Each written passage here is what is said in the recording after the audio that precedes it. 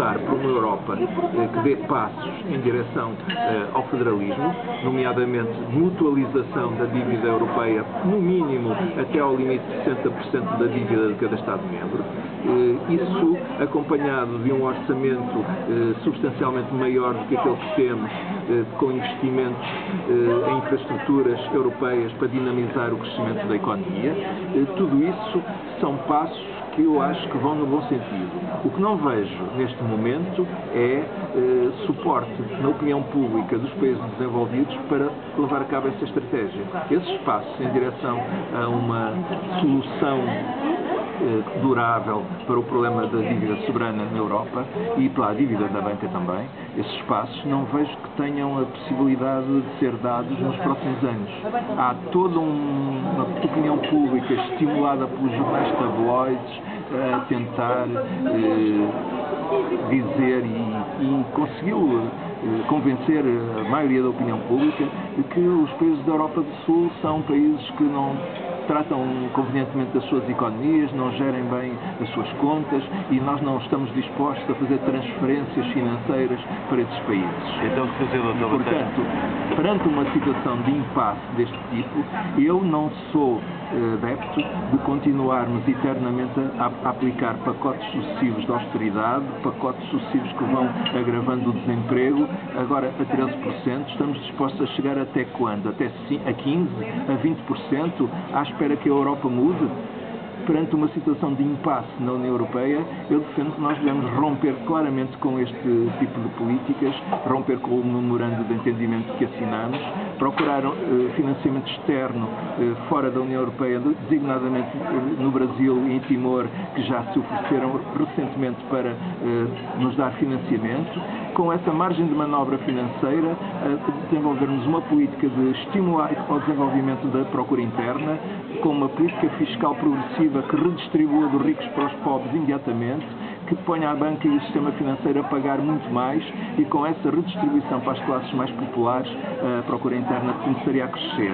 Com um estímulo das exportações negociado muito em consenso com os empresários, nós punhamos as duas componentes do produto interno bruto a crescer. As exportações já têm crescido, a procura interna é preciso crescer.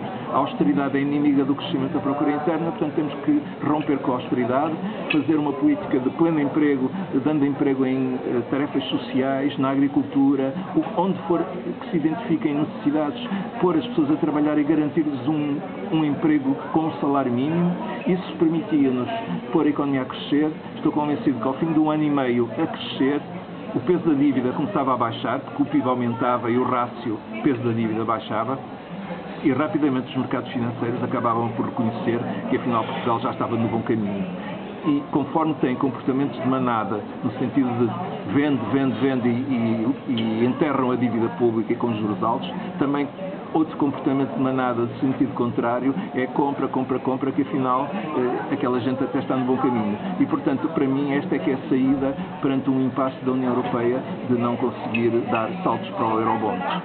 Dr. Botelho, e o papel do movimento social, de organizações e de movimentos como o ANCAT e a ATAC tem uma visão para a articulação de economistas não ortodoxos como o senhor e estes movimentos e estas redes?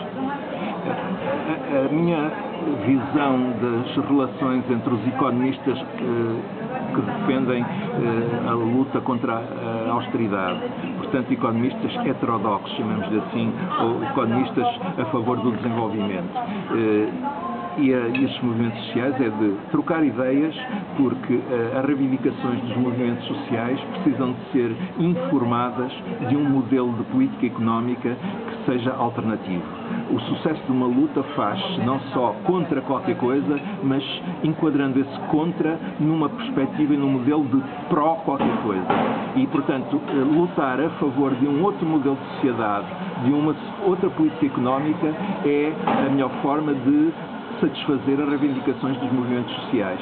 Portanto, vai ser preciso reunirmos, conversarmos sobre as ideias para que o discurso de um novo modelo e de uma nova política passe também para a narrativa dos movimentos sociais, para eles enquadrarem as reivindicações contra a precariedade, por exemplo, ou pela reivindicação por uma auditoria da dívida pública neste modelo global de política económica alternativa, peças desse puzzle mais global, e a partir daí podermos organizar iniciativas de rua, iniciativas de ocupação de espaços para chamar a atenção da comunicação social, tornar-nos visíveis com novos protagonistas, com um discurso credível, que as pessoas comecem, mesmo aquelas que votaram nos partidos que estão neste momento no governo, possam começar a dizer, bem, isto afinal não resulta, isto afinal está a levar-nos para o abismo, e está ali uma alternativa que afinal faz sentido. Acho que é a altura da gente, com o tempo, preparar uma alternativa credível no plano do discurso, da política económica e da movimentação social. Isto, forçosamente, vai ter que levar à construção de uma nova plataforma política. Eu não acredito que a esquerda esfarrapada aos bocados seja alternativa ao que quer que seja. Vamos precisar de uma esquerda grande, de uma esquerda em plataforma, aceitando a pluralidade. A esquerda é plural, mas temos que construir uma plataforma credível com este discurso para irmos em futuras eleições e conquistarmos a confiança do país, porque eu acho que o país rapidamente vai perceber que precisa ter esperança, e não é no atual memorando de entendimento com a União Europeia que está a esperança. A esperança tem que estar numa outra política que tem que ser construída desde já. Obrigado.